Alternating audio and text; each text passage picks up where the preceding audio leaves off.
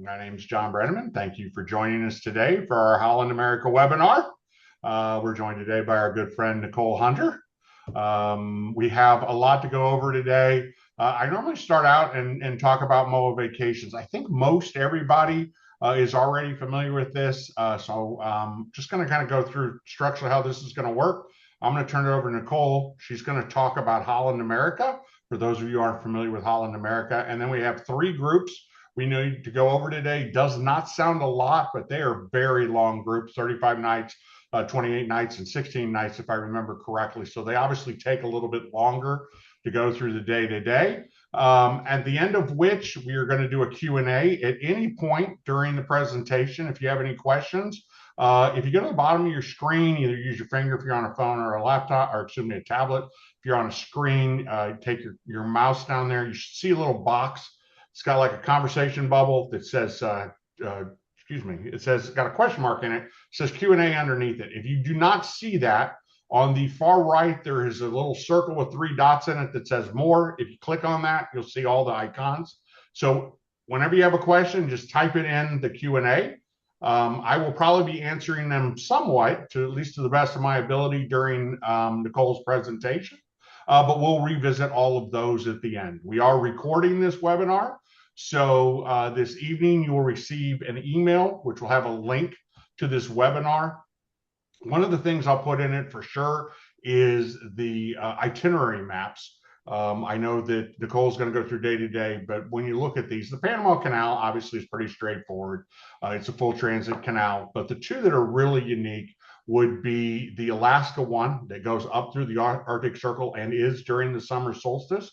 And then the Voyage of the Vikings. Nicole and I were talking a little bit earlier about, I think Holland America first came out with this itinerary like 16, 18 years ago or something like that. It sells out every year. They only do it once a year. It is the opportunity to do a European cruise without international air. That's the reason we actually ended up holding space in 2027, because 2026 for the most part is closed, at least closed to groups. So I'm going to turn it over to Nicole. And Nicole is going to kind of go through Holland America and go through the itineraries. Once again, any questions that you have, feel free to drop them in that Q&A. I'm going to turn my camera off now. I think Nicole's going to turn hers off in a few minutes as well. So that way you can focus on all the information we have on these slides. But I'm going to be here, ask questions. Take it away, Nicole. Thanks so much, John. And thank you everybody for joining me today. As John mentioned, my name is Nicole Hunter, and I am with Holland America. And Holland America, if you've never sailed with us, is uniquely positioned as a premium cruise line. We have been sailing since 1873, and I'll talk a little bit about our history because it's kind of interesting for those history buffs out there. We go now to all 7 continents around the world. Yes, you can even get to Antarctica with us and many other worldly destinations, and on what we call perfectly sized ships. So let's take a little look at the history of Holland America, because I know you guys like history with MOAA usually. So let's take a look at it. Our founding was founded back in 1873 by 3 Dutch businessmen. I won't even try to pronounce their names. We are out of Holland, out of Rotterdam. We also have a headquarters in Seattle, Washington. And I love seeing the old advertising from back in the day, getting passengers from Europe over to New York. And that's really kind of how we started as a transportation cruise line. We were one of the principal carriers of immigrants from Europe to the United States from about 1880. So just a few years after we started, to the 1920s, taking over 850,000 passengers for their new lives through Ellis Island. One of our most notable passengers was Albert Einstein, who sailed on the SS Rotterdam in March of 1921. So I think that the neat thing about Holland America and this history is back when these immigrants were coming over to the United States, We fed them 3 warm meals a day. We gave them nice accommodations and bedding and such.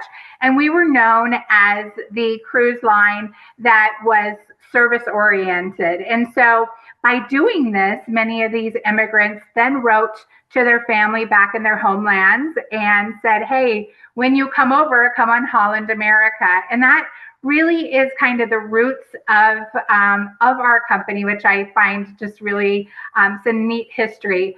Some other very interesting history that I'm sure MOAA is interested in is in September of 1939, we were a troop ship for World War II. We painted in wartime gray the New Amsterdam and went the 530,000 plus miles as a troop ship during World War II. And so on this ship, it was only designed to hold about 1,200 passengers, but we were right at around 8,000 passengers. So another just kind of history that ties us into that military history. We also were the very first company to introduce enclosed promenades as an innovation. And one of our other innovations was the first to introduce the Lido Cafe on ships, which we all love, right?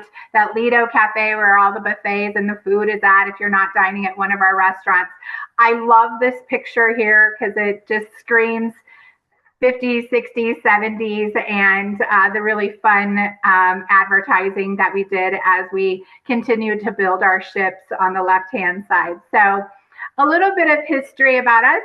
Some of our celebrity sailors do include Cary Grant, Winston Churchill, and Clementine, and Katharine Hepburn, and the Duke and Duchess of Windsor. So we've seen it all, and now sailing 152 years with Holland America. And I absolutely love this slide because it really takes you from kind of our inception to where we went and now where we are. And that is now a premium ocean line company that sails all around the world on 7 continents on 11 ships with us.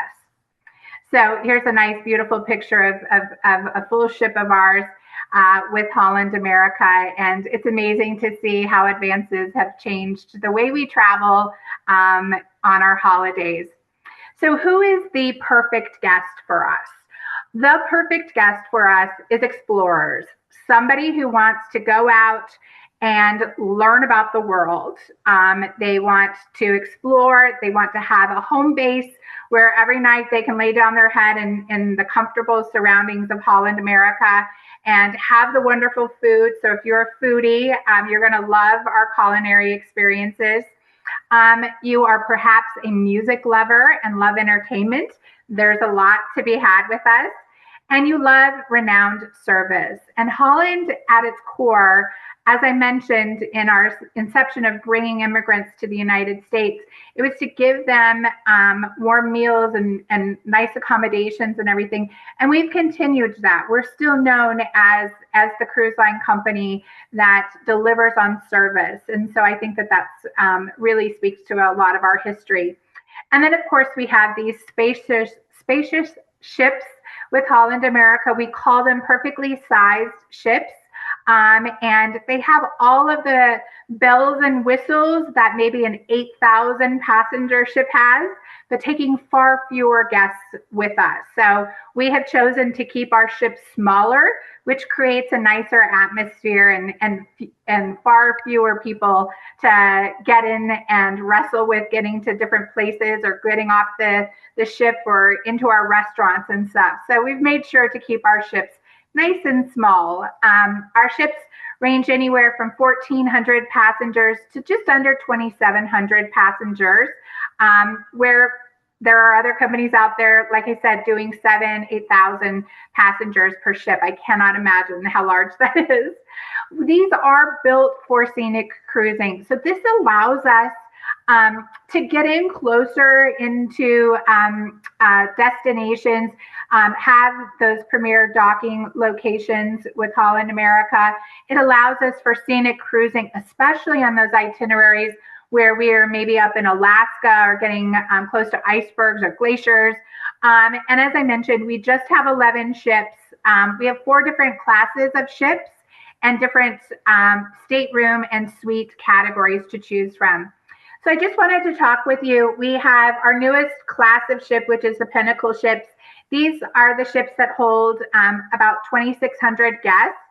We then have our signature class, where they hold about 2,100 guests. Our Vista class, just under 2,000, and our R class, which is right around 1,400 guests. But again, they have all of many of the same amenities. I will tell you, on like our Pinnacle ships, they maybe have a few more restaurants than maybe our R class does. So our ships do vary from ship to ship, but they have the fitness centers, the spas, the Lido deck, the pickleball courts, the casinos, all of that you would want, multiple dining restaurants and entertainment. So you will have all of that no matter what ship you're on. There just will be some differences between ship to ship a little bit. So this is your home away from home. And we really try to ensure that you've got some generous storage space, that you've got your amenities like that in-room safe. The laundry packages are available for you. There is now daily housekeeping. We have got your toiletries, your Mariner's Dream bed, and of course we have all different room categories for you to choose from. What I will say about choosing a cabin category, if you were a person like me who wants a veranda, those go very quickly. So if you want to go out and sit out on your veranda, and you're looking to book one of these 3 itineraries, get that booked right away, because they really do sell out the quickest. We have also got your suites, of course, to choose from. We've got ocean view cabins and inside cabins. So we've got a variance of different cabin categories to choose from. And depending on each ship will determine what the amenities are for that ship in the staterooms. So onboard experiences. With MOAA, they chose several itineraries that are pretty lengthy. And so you want lots of onboard experiences. And we've got that at Holland America. You're not going to get bored sailing with us. From our onboard experiences to the culinary, to some of our iconic parties that we have, to a lot of diverse lineups. I'm going to talk about the iconic parties because it's a fun one here. We celebrate our roots in Holland, and in Holland, the color of Holland is orange. And so we have an orange party, similar to our red, white, and blue right here in the United States. So we have an orange party on most of our sailings, and we ask our guests to bring orange and wear it to our orange party. And we have our staff dressed in orange, and it's quite a fun experience. The whole day is a Dutch celebration day for us. And I've had the orange party where it's been in some of our music venues. I've had it up on the pool underneath the stars. It's really quite fun, and it's just a nice little celebration outside of the norm during a sailing to get dressed in your orange, if you will, with us. So live music at sea, we've got a lot. It will depend. Some of our ships vary, but many of them have these main 4. BB King's is our blues club, which is a lot of fun to go to and listen to blues and jazz. We've got the Rolling Stones Lounge. If you're one of those people that wants to dance the night away, we've got that, and you certainly can. We have people staying up into the evening quite late. I'm usually one of the first to go to sleep. And then one of my favorites is Billboard on Board. And I've seen it where it is a piano player playing some fun sing-along songs, or I've also seen it as dueling pianos. So it will just depend on what we've got on your sailing.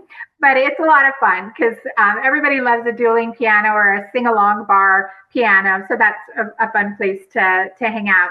And then we've also got on some of our ships, 3rd Avenue West, which is more of a string instrument venue that you can go and listen to. But there's many other things as far as pop-ups and stuff throughout the ships that will happen during a sailing. So these aren't the only ones.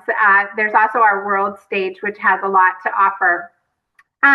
We've also got performances and lectures. And what I love is that we've really dived into teaching you about the destinations. And so many people or companies make the ship the destination. We want to teach you about where you're going the next day. So you're going to see lots of lecturers that you can sign up for and attend. And we try to bring the shore side onto the ship as much as possible when we can. We've got, of course, your activities as far as a fitness center. We've got things like pickleball. It is the fastest growing sport in America, so we jumped on that bandwagon. And so you can play pickleball with us. You can maybe do Tai Chi up on the deck or yoga. Another fun place that I love to hang out in is kind of our arts and craft area, where I was on a Canada and New England cruise about 2 months ago, and it was raining on a port day. And so I wanted to stay on the ship, and I went ahead and went to the art center and I think I did adult coloring, origami, calligraphy, and watercoloring. And it was just fun. They were free classes and kind of got my art need there fix, if you will, while I was sailing. And so there's lots of little places. We also have a game room where we've got many different games and puzzles that you can do if you'd like. There's a lot of activity on board all of our ships. If you're looking to maybe just relax, you also can just pamper yourself at our spa. And so that is an option with us. And our ships obviously have pools and hot tubs for you to enjoy, and that fitness center, as I mentioned earlier. We love to listen to our guests, and we do ask for a survey at the end. And we had taken away some of our traditions, and we were hearing from our guests who had traveled with us prior, and they were saying, hey, we want some of these things back. So we brought them back. Some of them include our live cooking show. I was just up in Alaska this summer and found a new way of cooking salmon by attending the live cooking show. So that's a really fun thing to do. We have our Royal Dutch Tea Day, where you can where you can sign up and go in and have your little canapes and some tea with us. And it's a really fun kind of dress up event if you want to dress up. We have brought back the nightly turn down service, onboard library. So we do have a library on board, and you can go grab a book and return it, grab another book, and also hang out in the library if there's some space. It's nice. It's a nice little quiet space for you to escape to. Another venue is our live music in the Ocean Bar, which is always a nice place to go. And then I love our after dinner mint service, where you are leaving our main dining room, and we've got some evenings our cart out there, and we've got different mints for you to taste as you're walking out and kind of help with maybe that garlic breath that you got eating dinner. So those are some of our returning traditions. Some new experiences. So we always want to move forward. And so pickleball is a perfect one that I talked about just a moment ago. And we do offer it. We also offer a pickleball lesson if you would like to do a lesson with us, if you've never tried and want to do that before. As I talked about earlier, we do have those up close presentations, talking about those local stories and giving you the insights as to where we're going next. I always think that that's a really important thing. The other thing we have is our exclusive Global Fresh Fish program.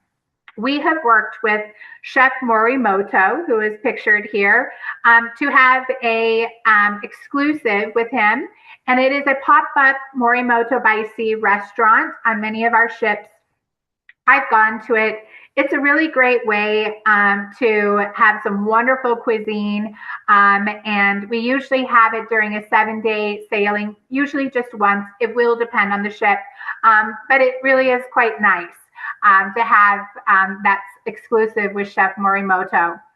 It is about destination dining with us. So we always want to make sure that when you're dining with us, you are getting some of the locals items or dinner entrees that you would get if you were off the ship that night still in port.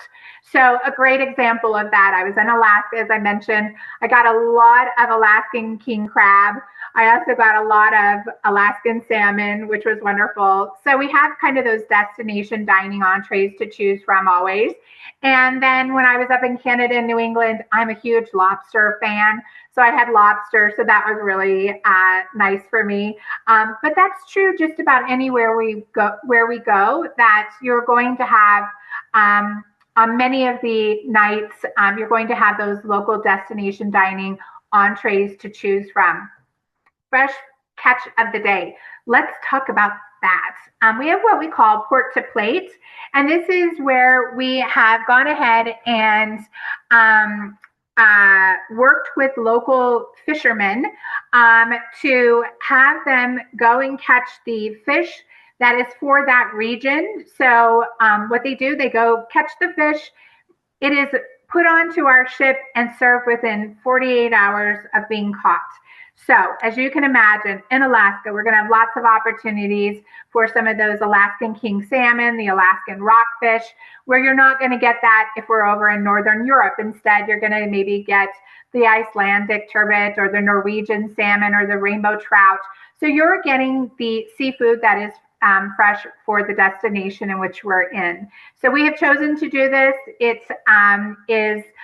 We're one of the very first companies to do it, and you get 80 plus varieties here. Also, a little side note, if you have gone out on one of our shore excursions with Holland America, and it is a fishing excursion, and you catch a fish, you can have it brought back to the ship and given to our chef, and tell our chef how you would like it to be cooked, and you can have it during your sailing cooked for you and served. And so that's really nice. You go out, you catch it, and you can then have it cooked while you're still sailing and not send it all the way back home. So that's a nice little side note. You can stay as connected as you'd like when traveling with us. I usually have to work when I'm traveling, so I love the Starlink Wi-Fi across our entire fleet. We do have different packages that you can choose from, and it really can keep you still working or checking your email or communicating with family and friends back home. So that's really quite nice for those guests who just want to stay in touch with everybody. The other great thing about Holland America is that you can visit 225 different ports in 91 countries from leaving the United States or Canada. So I think that this is amazing because people these days do not like long haul flights. They want to maybe just go to San Diego or Seattle or Boston or Fort Lauderdale or up into Canada and get on a sailing. And you can do that with Holland America. We've made sure that you can go to many different destinations around the world, all from just here in the United States or from Canada. Okay, let's go ahead and talk about the itineraries. That's kind of Holland America.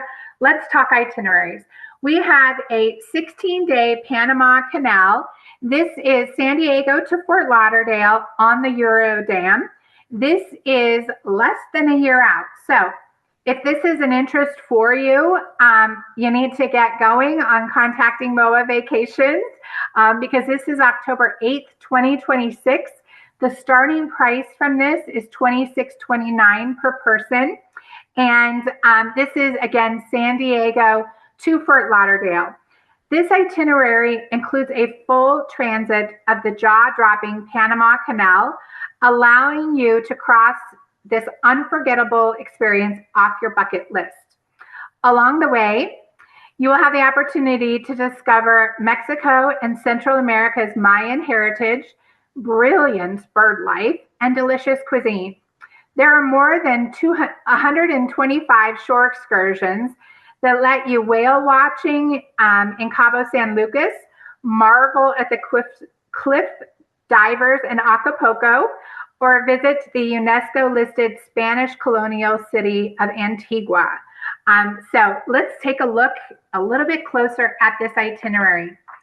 Some of our featured ports. I'm not going to give you a day today on the itineraries. I thought what we would do is look more just at featured ports because this would be an incredibly long presentation today. So let's start first on this one with Cabo San Lucas, which sits at the southern tip of Baja California, where the desert meets the ocean and the Sea of Cortez meets the Pacific Ocean at this iconic El Arco rock formation. I've seen this many times, and it's known as the Land's End Arch, and it is beautiful. You can take a little boat out there and get quite close to it. It's quite a neat little experience. Cabo offers unique opportunities to swim with dolphins or enjoy a dolphin encounter, providing up-close interaction and educational experiences perfect for everyone.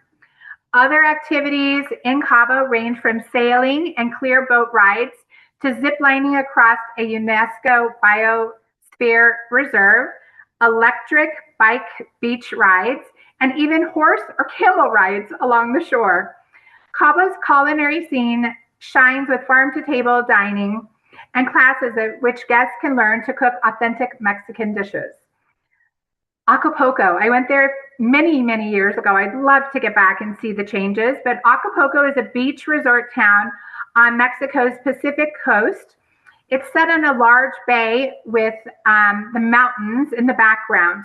It's become known as a jet-setting hotspot in the 1950s and 60s due to its high-energy nightlife, beaches, and golf. It's kind of the start of when we all started to go down to Mexico, was into Acapulco. Acapulco is famous for its stunning natural beauty and striking architecture. The Diamond Zone's Princess Hotel was designed to resemble an Aztec pyramid. I was lucky enough to have stayed there when I went to Acapulco.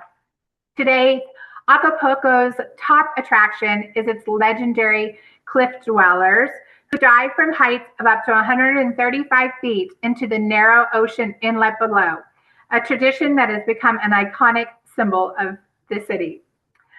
Let's look at Huatulco. Huatulco is home to stunning beaches, dramatic landscapes, and 227 bird species, to include parrots, falcons, 8 types of hummingbirds, and other notable wildlife, including iguanas, no thank you, armadillos, and deer. Here, guests can explore ancient ruins and enjoy panoramic views of the Copilita River Delta. Huatulco also offers snorkeling, kayaking, and catamaran cruises through 5 of its 9 bays. You can also choose to go whitewater rafting on the Copilita River, deep sea fishing for marlin, sailfish, or tuna, or sailing while keeping watch for area dolphins and turtles. Huatulco is a really neat place to get to. So now let's move forward and look at more of our Costa Rica itinerary. Punta Arenas, which is just a lovely place to get to in Costa Rica, is the gateway to Costa Rica's mystical cloud forest, such as Monteverde and Villa Blanca. Home to over 400 bird species, 100 mammals, thousands of insects, and the wildest variety of orchids in the world. I remember all the orchids. Area butterfly gardens feature more than 30 species, including the iconic blue morpho butterfly. Nearby, Tortuga Island boasts pristine white sand beaches and turquoise waters, ideal for swimming and snorkeling. Culinary experiences include farm-to-table lunches, coffee farm visits, or tasting mezcal, chocolate, and a traditional sugarcane drink called agua dulce. I did all of that and loved the coffee in Costa Rica. Okay, let's look at Puerto Chiapas. It is considered the second finest coffee producing region in the world, and guests are invited to learn the art of coffee tasting, where slurping is encouraged. They also watch a traditional cacao to chocolate demonstration sampling locally made chocolate, taste rum at a local estate, or visit a banana plantation. Okay, our next one is Puerto, sorry, I'm going to pronounce it Quetzal, is Guatemala's largest Pacific Coast port town. It serves as the gateway to Guatemala's active volcanoes, cultural attractions, and the Spanish colonial city of Antigua. Antigua was founded in 1543. That was largely destroyed by an earthquake in 1773. The UNESCO World Heritage Site, cobblestone streets, and historic ruins remain a beautiful living museum. Antigua is known for its jade industry. The local Jade Museum offers insight into precious stone and its significance in the Mayan civilizations. The highlands around Antigua produce sugarcane for Guatemala's finest rum, some of which are aged in the clouds at high elevations. Guests are invited to enjoy rum tasting paired with local cuisine. Guatemala is renowned for its high quality coffee grown in volcanic soil at high cultural insights into country's archaeological heritage. Okay, now what we're all waiting for, because this is your 16-day Panama Canal. And the story of the Panama Canal is really incredible. People have been dreaming of a shortcut between the Atlantic and the Pacific as far back as the Spanish colonial area. France gave it a shot in the 1880s, but the effort collapsed under the weight of disease and tough terrain. Then, in 1904, the United States stepped in. 10 years later, in 1914, the canal was finally finished. It was a massive engineering achievement, though not without its struggles. I'm sure we've all heard. Fast forward to the late 20th century. In 1979, the U.S. started handing over control to Panama, and by 1999, the canal was fully in Panama's hands. Today, the Panama Canal stretches 82 kilometers across the narrowest part of the country. It links the Caribbean Sea with the South Pacific Ocean, serving as one of the world's most important routes for global trade. As you can see here, we're going to go through several locks. The Gatun locks are the closest to the Atlantic Ocean. Their 3 chambers lower the ship a total of 85 feet to sea level. Then we go over to the Pedro Miguel locks. Single chamber will raise the ship 31 feet up to Lake Gatun. The Miraflores locks are the closest to Panama City and the Pacific Ocean. After entering those locks, guests will feel their 2 chambers raise the ship 54 feet above sea level to match Lake Miraflores. So really an amazing experience that you're going to have doing the full Panama Canal. The ship that we're going to be using on this itinerary is a Eurodom. It does hold 2,100 guests, so it is kind of one of our mid-sized ships, if you will. It has got your pickleball court that we talked about. It's got pools and hot tubs, 11 dining options, 4 different entertainment venues.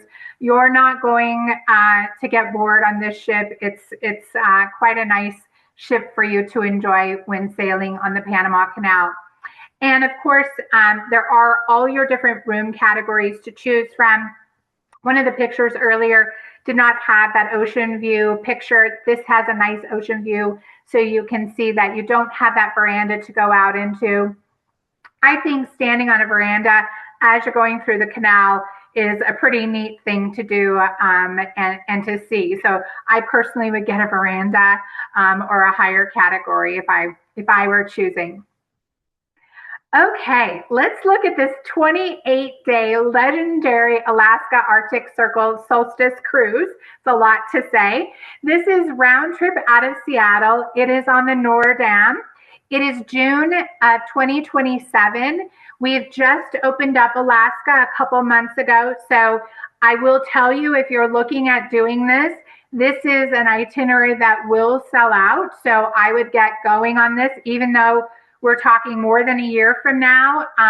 This itinerary is one of our legendary voyages and quite popular for those people that want a really immersive Alaska experience. It is starting at just around, well, $5,399 per person. And let's take a look at the itinerary. Like I said, you get round trip out of Seattle, and I love that you go into that whole inside passage all the way up past Dutch Harbor, all the way up into Nome and the Arctic Circle as you circle back down and make your way back towards the College Fjords and the inside passage into Seattle. So what you need to know about Holland America, we are the experts in Alaska. We have been going to Alaska for more than 75 years. We were going to Alaska before it was a state. And so that really does make us not only the experts, but we've put so much investment into Alaska. When we started going there, no one else was sailing there. And so we really helped them build their infrastructure, which has given us wonderful relationships with the locals. We are #1 in Alaska for wildlife and wilderness tours. We see more than anyone else. We also have more opportunities to see Alaska glaciers. And that's because we have more national park passes into where the glaciers are. And so we have those passes which get our guests in there more than anyone else. And of course, we do have our 360-degree destination programming. We are learning from natives about their heritage and their stories and their experiences. And that is what immerses you into the destination with learning from our locals.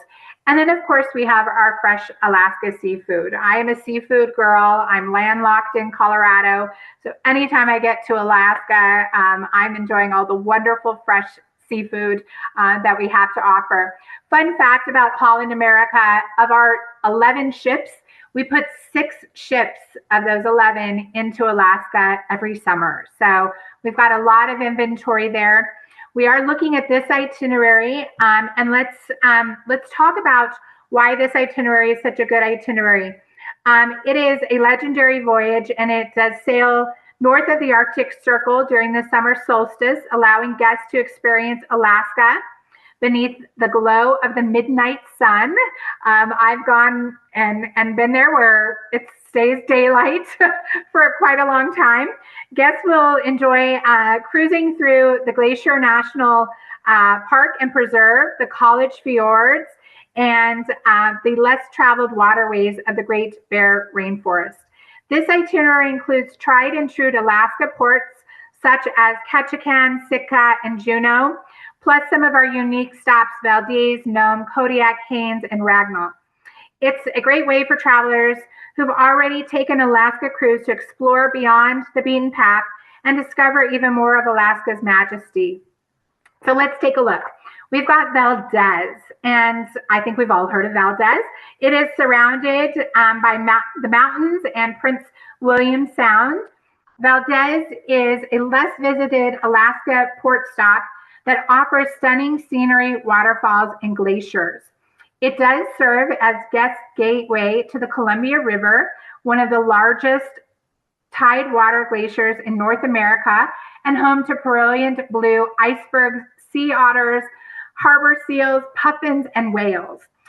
Valdez offers a range of outdoor activities such as whitewater rafting through the Keystone Canyon, kayaking among icebergs on Valdez Glacier Lake, and riding a UTV up Mineral Creek Canyon.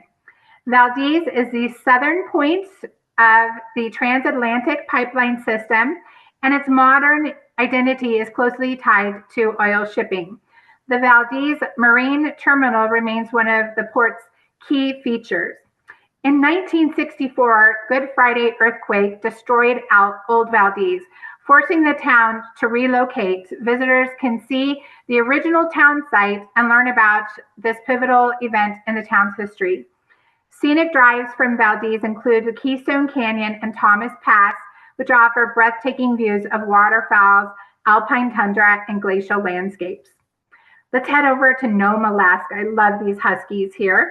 Nome is visited by Holland America on this itinerary only. It is best known as the end point of the world-famous Iditarod Trail Sled Dog Race, which runs nearly 1,000 miles from Willow, Alaska, which is near Anchorage, to Nome. Nome was a major site during the Nome Gold Rush, with Gold Dredge 5 still standing as a reminder of the era. Tundra hikes include the popular Newton Peak hike and are a great way to learn about the subarctic region's unique plant and animal life, including the musk oxen that roam freely through the surrounding area. I'm not sure I want to run into an oxen. Nome's remote location and charm allow for authentic interaction with locals over a mass tourism experience. So you're gonna get that local flair and not have the masses there when you're visiting Nome. And then we've got Kodiak. I love this bear here. It is one of the largest commercial fishing ports in the United States and a great place for guests to see working fishermen or try and catch a Pacific halibut, king salmon, or rockfish for themselves. And remember, if you catch it, you can bring it back to the ship and they'll cook it for you. Kodiak Harbor and its surrounding waters are home to bald eagles, harbor seals, stellar sea lions, puffins, and more. Offshore, guests might spot humpback whales, fin whales, minke whales, and occasionally the orcas. Kodiak Island is famous for the Kodiak brown bear. There he is, a unique species and one of the largest bears on Earth. I'm not sure I'd want to run into him. Kodiak was heavily impacted again by that 1964 earthquake and tsunami, which destroyed much of the town and its fishing fleet. Visitors can still see the high water mark from the tsunami in downtown Kodiak. Anchorage. I was just in Anchorage a couple months ago.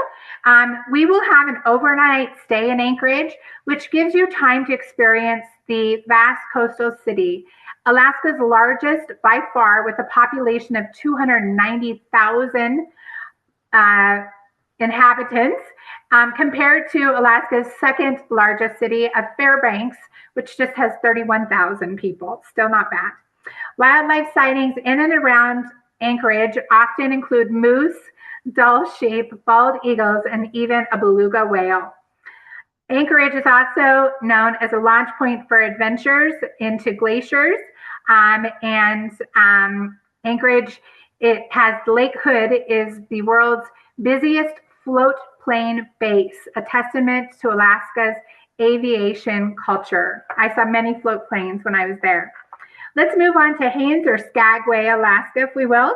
It is visited, Haines is visited by Holland America on this itinerary only. It is located just 45 minutes from the fast ferry from Skagway on a peninsula where the Kilcat and the Kilcoot rivers meet the sea, creating stunning views of fjords, glaciers, forests, and mountains.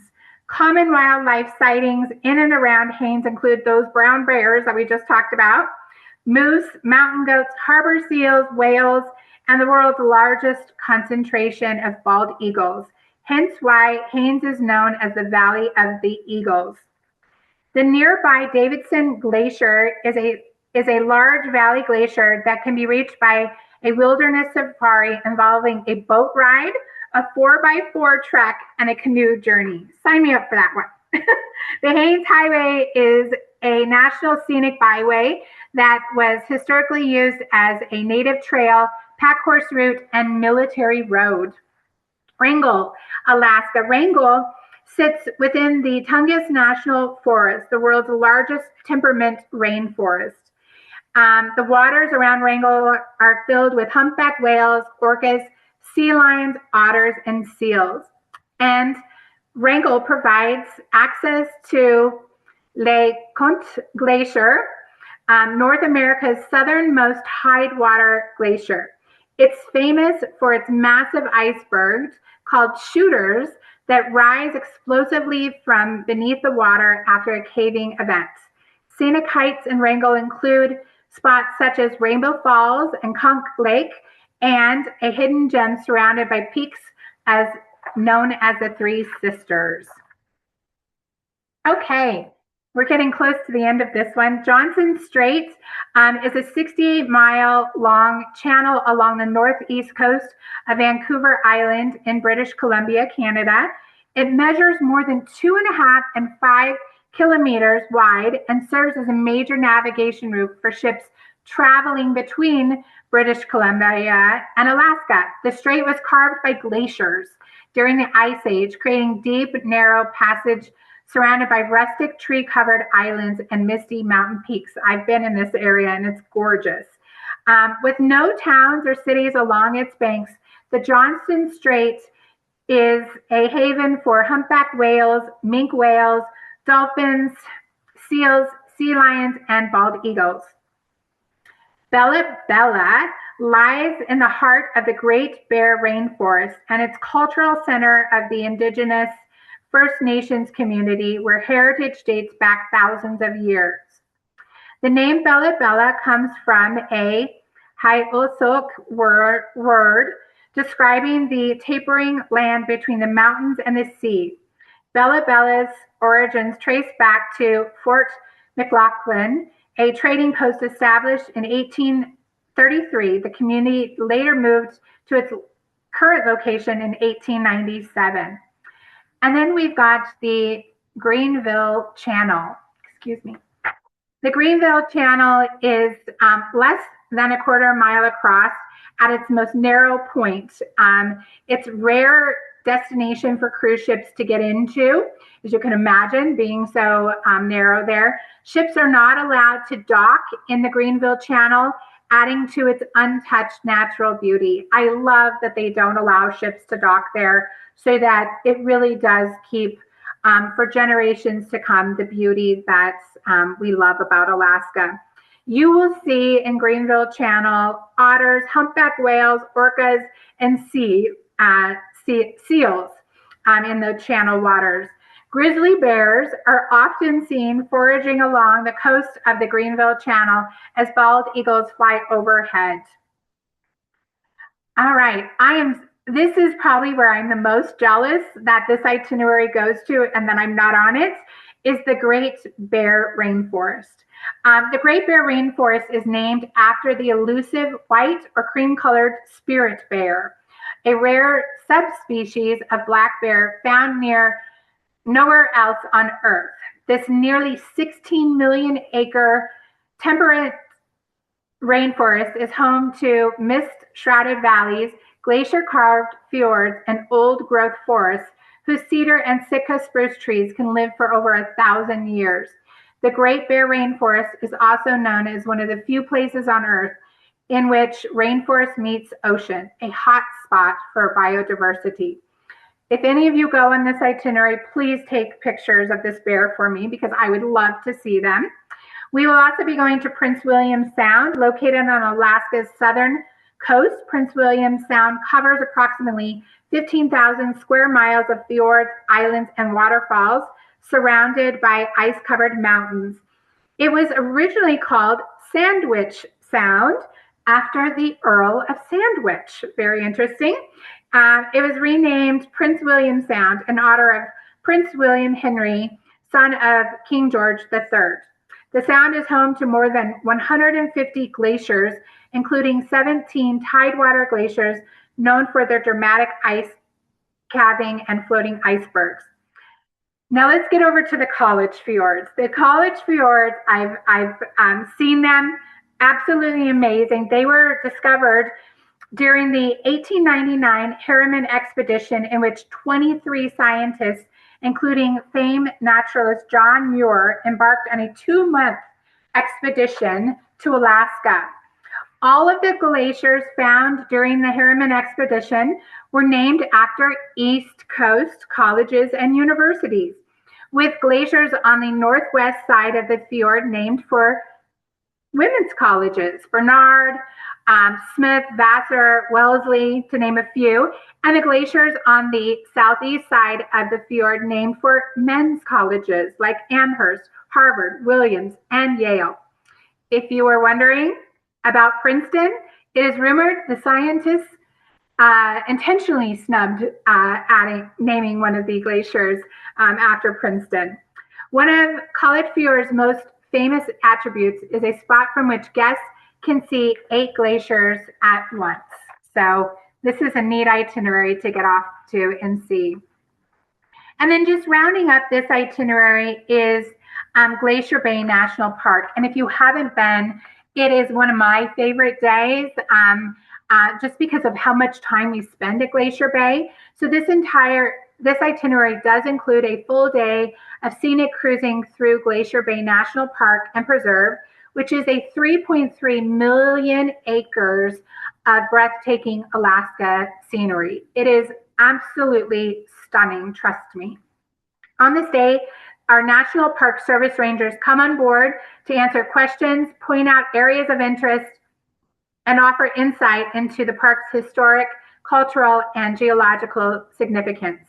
In addition to National Park Service Rangers, a wildlife expert will also be on board to help guests spot bald eagles, orcas, humpback whales, harbor seals, sea otters, and more. Some of our guests' favorite aspects of cruising Glacier Bay with Holland America include our hot Dutch pea soup, which is served on deck, and the moments when our ships sail directly up to the face of an Alaskan glacier before slowly rotating for a 360-degree view. And that 360-degree, we just move very, very slowly. So no matter where you are on that ship, you get the view of the glacier, and it's just stunning. It was one of my favorite days to move with the ship and go everywhere in the ship on each side, wherever we were at to see the glacier. If you have never seen a glacier calving, it is a sight and a sound you will never forget. And if you get it on video, you're one of the lucky ones. I had to ask somebody to share the video with me. You also get the chance to dive into the history and culture behind this ancestral home of the native Tlingit people during a personal presentation on the world stage that we have them come on board and present to us. So this ship, we will be using the Nordam, which has got just under 2,000 people. Again, it's got all of the pickleball, the pools, hot tubs, the dining options, entertainment venues for you to have. It is, I think, a perfectly sized ship with just under 2,000 because anything larger when you're going into these glacier areas is just too large. You want to get close and get into those ports where we can dock and stuff. So it's a perfectly sized ship for this itinerary. Moving forward, you do have your different room categories to choose from. I will tell you again, a veranda, especially in Alaska. The very first time I arrived in Alaska, I got up before my husband and went out onto the veranda. And as we were pulling into, can't remember the city, I saw my very first whale and screamed back into the bedroom, startled my husband and said, there's whales outside, and you want to have that experience. So get a veranda. Trust me, this is a destination that you want to do that. Okay, 35 days. This is our last itinerary. Sorry for all the information. This is the legendary voyage of the Vikings. And this is round trip out of Boston on the Volendam. I was just on this ship. Again, this is another one that is quite a ways out. It's July of 2027. But as John mentioned at the very beginning, this will sell out. We only offer this once a year. It sells out. It's incredibly popular. If this is one that you want to do, get signed up immediately, please. We're just at about $3,400 per person. Not bad for 35 days. That is your lead-in cabin category. And I will apologize in advance. As you can see from this map here, there are some doozies of names as we get up on this itinerary. So I have tried to work on the pronunciation as best as possible, but bear with me on it. I'm sure I will make mistakes. I'm sure when you get onto the ship, you will learn the correct pronunciation. So please do bear with me. This legendary voyage lets you trace the path of Vikings as they visit 20 fascinating ports across 8 countries. including 3 ports in remote and fascinating Greenland. You'll enjoy access to UNESCO World Heritage Sites across Greenland, Iceland, and the Netherlands, and much more. This is a nice long itinerary. This itinerary includes spectacular scenic cruising through Iceland and Norway's stunning fjords, late night stays in Dublin, Halifax, and St. John's, Newfoundland, plus an overnight and late night in Reykjavik, which guests have plenty of time to explore. This voyage offers guests more than 250 shore excursions to choose from, so you can really customize your experiences as you please. Okay, so let's take a look at some of our featured ports here. We start off with a hard name to begin with. So Naharalik in Greenland, a rare port called for cruise ships. It sits just below the Arctic Circle and has a year-round population of only 1,000 residents. Can you imagine that? Holland America's shore excursions brings guests close enough to touch the towering Grand Daddy icebergs that drift through its waters. Seals, humpback whales, minke whales, and seabirds often visit this iceberg. The nearby fjord is named for the reflections of its surrounding sky-high mountains and its still waters. The museum provides historical context, helping guests understand how this community is adapted to its Arctic environment. I'm sure being there during this season has got to be incredibly cold, and survival has got to be hard. So it would be neat to learn how they've adapted to that. Our next one is Dunleary in Dublin. This is a port town, and it's about 45 minutes from Dublin and serves as the gateway to Ireland's capital. So we are going to be in this port town. A late night stay here serves guests more time to soak in Dublin's 18th century architecture and distinctively Irish spirit. Historic Dublin landmarks include Christchurch Cathedral, St. Patrick's Cathedral, each boasting nearly 1,000 years of history. And then, of course, we have the Trinity College, which was founded in 1592 by Queen Elizabeth I. Many famous writers have attended Trinity College, including Jonathan Swift, Oscar Wilde, and Samuel Beckett. And the traditional Irish pubs in Dublin often host evenings of Irish music, song, and dance paired with a hearty Irish meal. Sign me up. I would love to be right there in the midst of that. No Dublin trip would be complete without a visit to the Guinness Storehouse, which offers an immersive experience ending with a pint of Guinness at a bar overlooking the city. I love my Guinness. And then we are on to Reykjavik. I was in Reykjavik this summer. Absolutely loved Reykjavik. This picture is just a stunning place that you can get to that I'll talk about in just a moment. The itinerary includes an overnight in Reykjavik, which is great because you're really going to want that, followed by a late night departure. So you got a lot of time in Reykjavik. It really does give you a lot of time to explore the world's northernmost capital city. Reykjavik is considered the whale watching capital of Northern Europe, with chances to see humpback whales, mink, blue fin whales. Other outdoor adventures include tours of the surrounding area's lava fields, craters, and geothermal zones, as well as glacier walks, ice cave tours, and horseback riding on purebred Icelandic horses. And these Icelandic horses are only found in Iceland, and they are a hardy breed. I got to see and interact with them.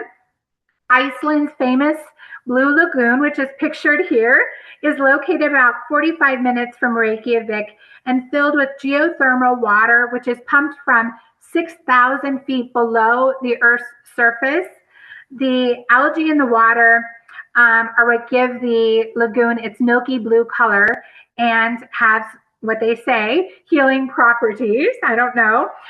Reykjavik is the starting point for Iceland's famous Golden Circle, which includes the Gullfoss, one of Iceland's most spectacular waterfalls. The geyser geothermal area, where you can go up and see the geysers erupt every few minutes. I saw that. It was quite cool. And then the Thingvellir National Park, which is a UNESCO World Heritage Site, where guests have the opportunities to snorkel between North America and the Eurasian tectonic plates at the park's Silfra Fissure, with visibility of up to 300 feet underwater. I didn't get to do that, but that sounds like something I would easily sign myself up for. Okay, moving on to another couple of featured ports here. We have got Qeqertak, is South Greenland's largest village with about 3,500 inhabitants. The town is accessible by foot from the Tinder Pier, and its highlights include a museum, a fountain, an old town street lined with shops selling reindeer skin and handmade items. It is surrounded by fjords, icebergs, and Arctic landscapes, which guests can see up close on optional boat cruises while keeping watch for humpback and whales. The Greenlandic food culture is deeply tied to its heritage, and guests have the opportunity to taste reindeer. I'm not sure Santa would be happy with that. And dried fish paired with a craft beer on a local food tour. So there's some nice opportunities there for you. Now let's move on to St. Anthony's, which St. Anthony's is its most famous attraction is a 1,000-year-old Viking encampment, the New World's first European settlement, which is a UNESCO World Heritage Site and National Historic Site. Holland America's shore excursion also includes a visit to the Northstead, a reconstructed Viking trading port that offers immersive experiences in Norse culture and craftsmanship. St. Anthony is also known for its dramatic sea caves, which guests can explore on an optional Zodiac excursion. The area surrounding St. Anthony's is part of Iceberg Alley, known for its towering icebergs in spring and summer. And there is an optional Zodiac and Echo cruise that you can go on with a chance to see humpback and fin whales, plus some orcas, dolphins, puffins, and bald eagles. And then we have St. John's, Newfoundland in Canada. I was there this year, another beautiful site. We do a late night stay in St. John's, which gives our guests more time to explore this capital city of the Canadian province of Newfoundland. St. John's is often called North America's first city, as it is considered the birthplace of the British Empire in the New World, with history dating back to 1497. The city does boast a rich Irish fishing heritage, which guests are invited to experience by way of its enduring traditions and local cuisines. And then guests may also choose to visit Cape Spear, the easternmost point in North America and home to Newfoundland's oldest surviving lighthouse. So that is St. John's. And I think we are on to just the last of our featured ports here. And as you can see, the names get worse to pronounce. So bear with me. Oh gosh, Ísafjarðardjúp, I think, is one of Ireland's largest fjord systems. It is located in the country's remote northwestern West Fjords region and surrounded by snow-covered peninsulas and towering mountains. It contains 3 islands, including the Bird Island, which is home to puffins and eider ducks, Arctic terns, and more. It also contains 8 smaller fjords, one of which itself contains the port's town. It is a hot spot for whale watching, with over a 90% success rate for sightseeing, including humpback whales, dolphins, and seals. Our next port, again, bear with me, Áhrúthar, which means island fjord in English, that's much easier, is located roughly in the middle of Iceland's northern coast. Its pristine waters are lined with snow-capped mountains that descend to the water's edge, and it is a fantastic spot for whale watching, including humpback, mink, and sei whales. My last hard word here is Ford, and it is the second longest fjord in Norway and the third longest in the world, stretching 111 miles inland from the Arctic Ocean to the town of Oda. Known as Norway's fruit orchard, shores are lined with farms that produce apples, cherries, plums, and berries in spring. The region bursts into a sea of apple blossoms. Pick me an apple, if you will. It was one of Norway's first international tourism hotspots. By 1875, British traveler Thomas Cook was offering weekly cruises from London to here. So the ship we're going to be on, I was on the Volendam earlier this year. I love this ship because of how small and intimate it is. It's just 1,400 guests, which is a perfectly sized ship for this 35-day journey. And it does have your pools, your hot tubs. It's got 7 dining options. It's got 4 different entertainment venues. It really is a nice ship where you don't feel so overwhelmed with the length and so many more people on it for this long journey that you're going to enjoy. There, as with all of the other ships, are all of your room amenities for your home away from home on the Volendam, and the many different staterooms that you can choose from when sailing with us. So what I want to say is thank you first of all for joining me today, but I also want to say space is limited. We are a company that sells out because these are smaller ships. They do sell out, and the sooner you can book, the better cabin category you're going to get, and the better pricing you're likely going to get. So John and MOAA Vacations are there to take your bookings, take your deposit, get you the cabin that you're wanting for your sailing. Again, I honestly think on any one of these 3 itineraries, you should definitely look at taking a veranda or above category, because you're gonna want those moments where you can walk off your cabin onto your veranda, get the fresh air, and see those sights like a calving glacier, your first whale, or the many other items and locations that we talked about during today's presentation. But I do thank you for joining me today. And John, what do you have to say? What else? I think that was a lot. And notice I didn't jump in to help you with any of those pronunciations. So there you go. We're a little over. So real quick, just to go over some of the questions. And so we can try getting people out here as close to on time as possible. Somebody mentioned that they sailed with Holland America pre-COVID, and when they sailed post-COVID, they felt that the quality had dropped a little bit. Anything you want to address about that? I mean, I mentioned that, a lot of cruise lines just coming out of COVID took a little time to get back up to speed again.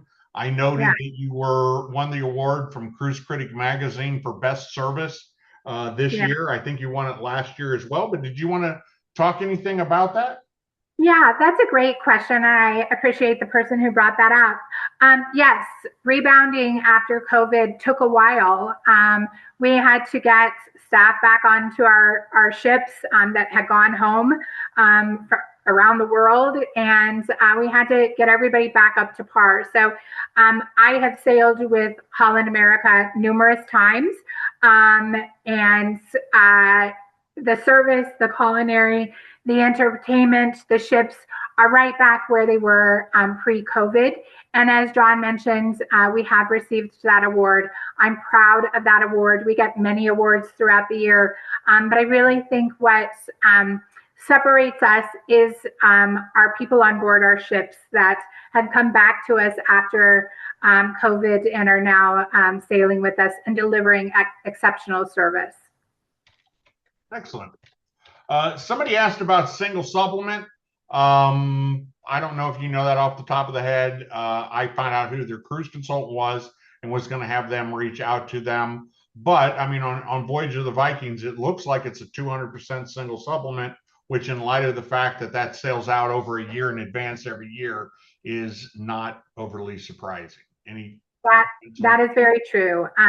It is hard for us to do a single supplement. So oftentimes you're going to see it at 200%.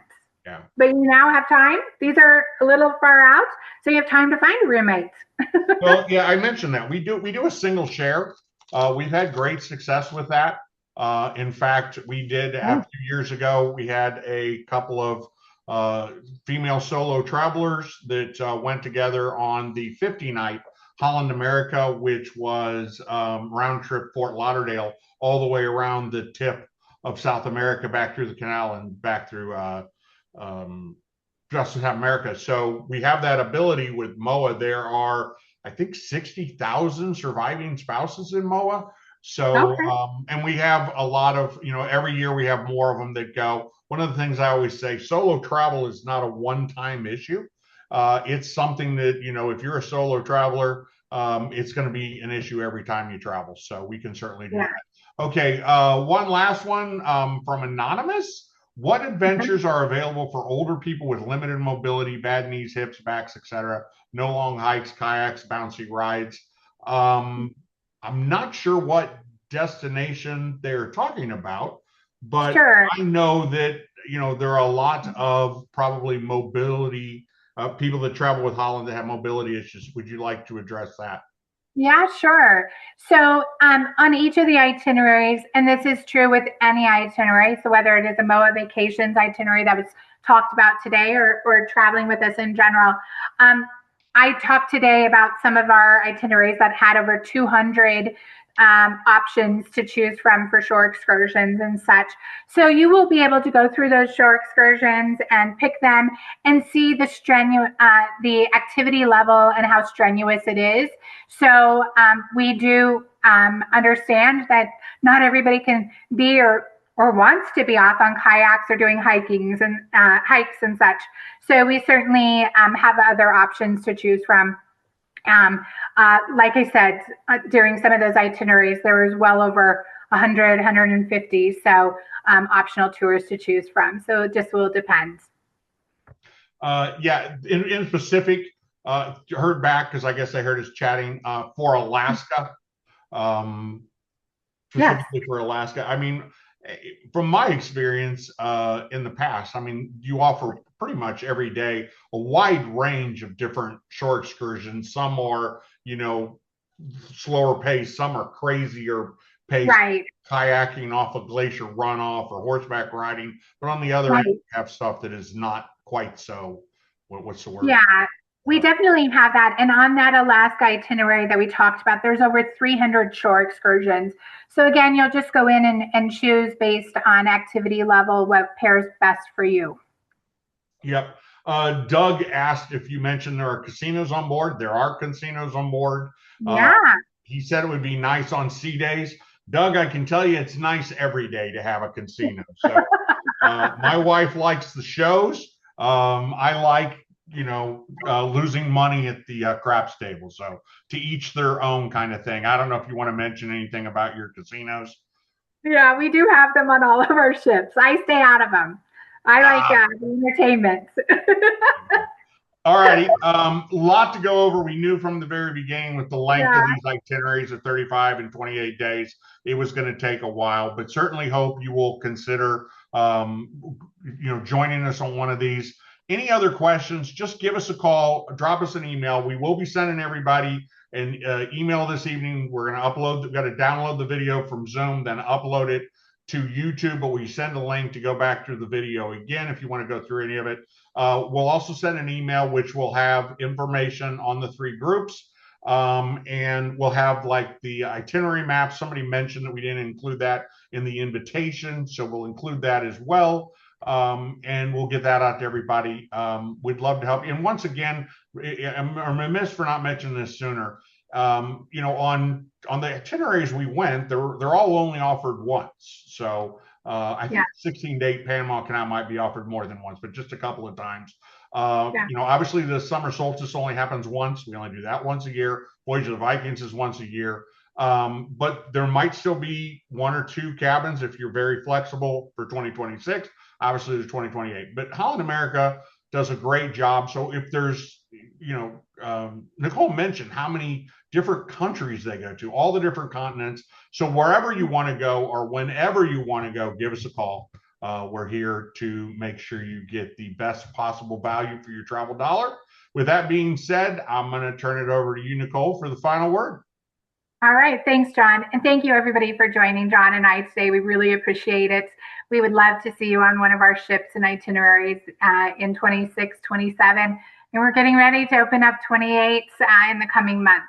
So hope to see you. Happy holidays. And thank you again for joining us. Thanks, John. Happy holidays, everybody. Have a great one. Bye.